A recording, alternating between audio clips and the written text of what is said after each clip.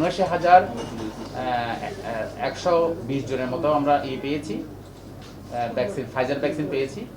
আমরা প্রত্যেকটি উপজেলায় ভ্যাকসিনগুলো আমরা 500 করে আমরা পাঠিয়ে দিয়েছি 15 উপজেলার মধ্যে আমরা চট্টগ্রাম ডিস্ট্রিক্টে, এবং সিটি কর্পোরেশনকে আমরা সাপ্লাই করব।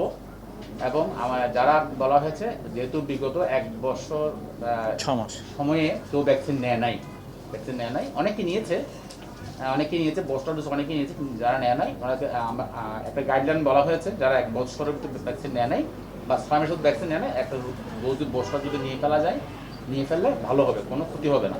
এবং ইমিউনো কম্প্রোমাইজড পেশেন্ট অথবা যারা প্রেগনেন্ট লেডি আছে, ওদেরকে প্রতি প্রেগনেন্টির সময় ভ্যাকসিন নেওয়ার জন্য বলা হয়েছে। তো আমরা ভ্যাকসিন প্রস্তুত রেখেছি, সব জায়গায় আমরা বলেও দিয়েছি।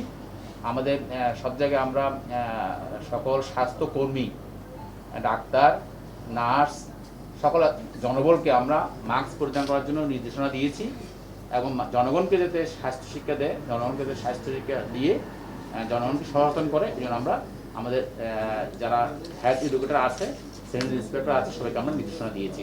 আশা করি আমরা এই কোভিডকে আমরা ভালোভাবে মোকাবিলা করতে পারবো।